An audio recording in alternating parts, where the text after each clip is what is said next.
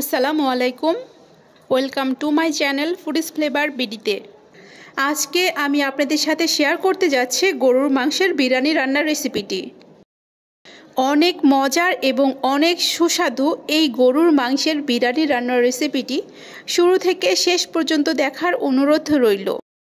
এই বিফ বিরিয়ানি রান্নার রেসিপিটি যদি আপনাদের ভালো লাগে তাহলে অবশ্যই আমার চ্যানেলটিকে সাবস্ক্রাইব করে দিবেন, পাশে থাকা বেল আইকনটিও প্রেস করে দিবেন যাতে পরবর্তীতে নতুন কোনো ভিডিও দিলেই আপনাদের কাছে নোটিফিকেশন চলে যায়। সো ভিউয়ার্স, ভীষণ মজার স্বাদের বিফ বিরিয়ানি রান্নার রেসিপিটি এখনই আপনাদের সাথে শেয়ার করব। মূল রেসিপিতে চলে যাওয়া যাক। আর হ্যাঁ, অবশ্যই ভিডিওতে লাইক দিবেন, কমেন্টস করবেন, ভিডিওটি শেয়ার করবেন।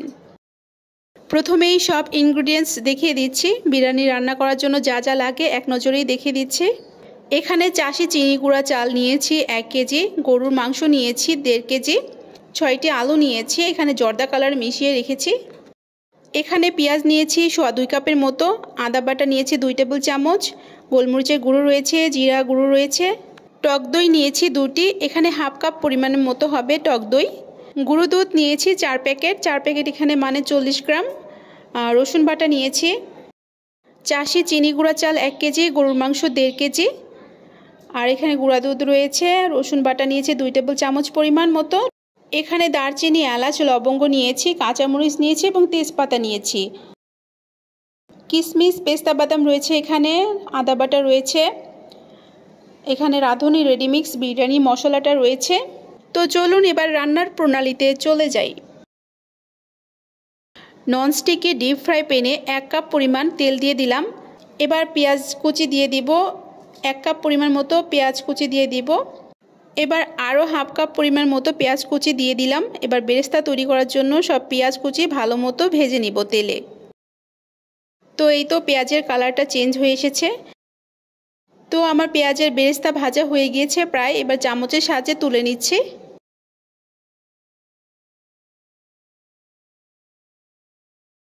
এবার আমি এই একই তেলে আলুগুলো দিয়ে দিচ্ছি, সিদ্ধ করে ভেজে নিব, হাফ সিদ্ধ করে ভেজে নিব।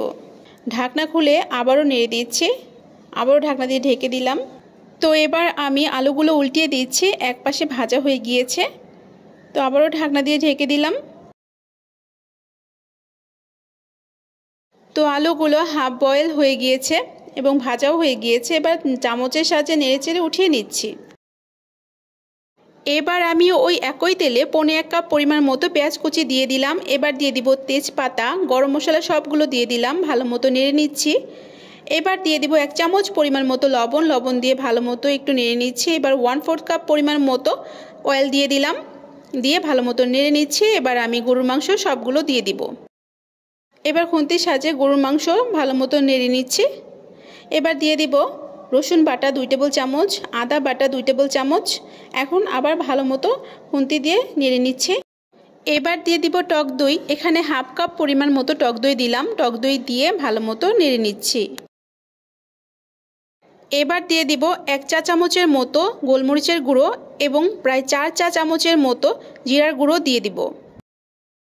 এবার রাঁধুনি রেডিমিক্স বিরিয়ানি মশলার প্যাকেটের সম্পূর্ণ মশলাটি দিয়ে দিলাম। এবার সব কিছু একসাথে ভালো মতো মিশিয়ে নিব, খুন্তির সাহায্যে নেড়ে ভালো মতো সব কিছু মিশিয়ে নিচ্ছি।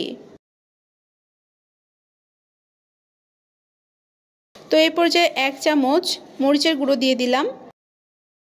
এবার দিয়ে দিব পেঁয়াজের বেরেস্তা, এখানে 1 কাপ পরিমাণ মতো পেঁয়াজের বেরেস্তা রয়েছে, সম্পূর্ণটি দিয়ে দিলাম। দিয়ে ভালো মতো আবারও সব কিছু নেড়ে চেড়ে গরুর মাংসের সাথে সব কিছু ভালো মতো মিশিয়ে নিচ্ছি। তো এই পর্যায়ে আমি গরুর মাংসটি ভালো মতো নেড়ে চেড়ে কষিয়ে নিব। এবার ঢাকনা দিয়ে ঢেকে দিলাম। ঢাকনা খুলে আবারও নেড়ে দিচ্ছি।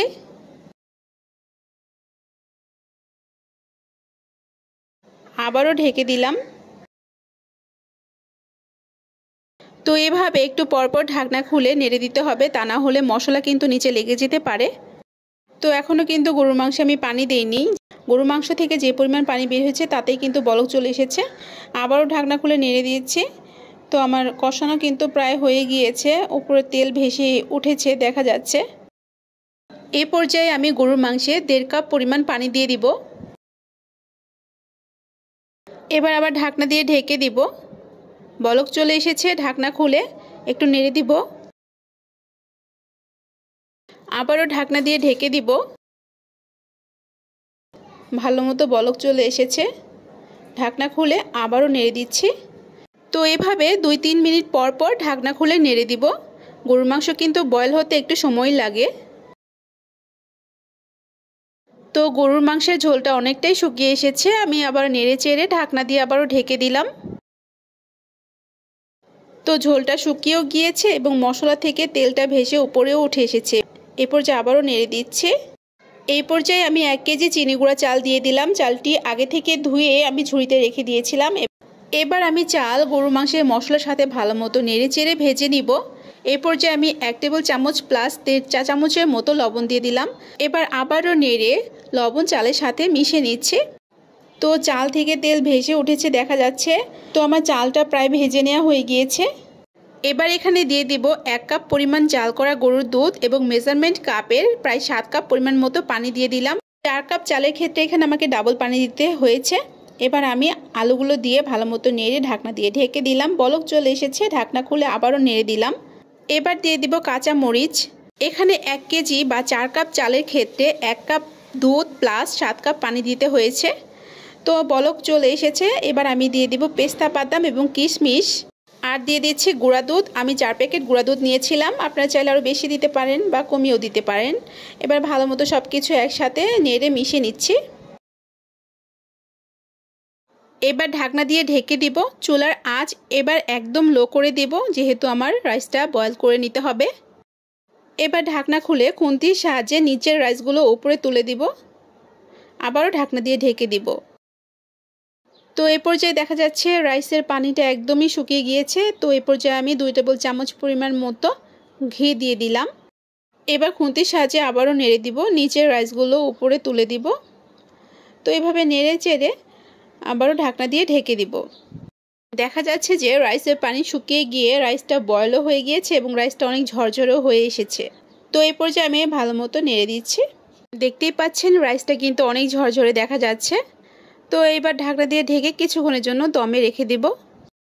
তো ভিউয়ার্স, এবার একটি সার্ভিং ডিশে গরুর মাংসের বিরিয়ানিটা আমি সার্ভ করে নিয়েছি। এবার বেরেস্তা বিরিয়ানির উপরে ছড়িয়ে দিচ্ছি, এতে দেখতে কিন্তু অনেক সুন্দর লাগে।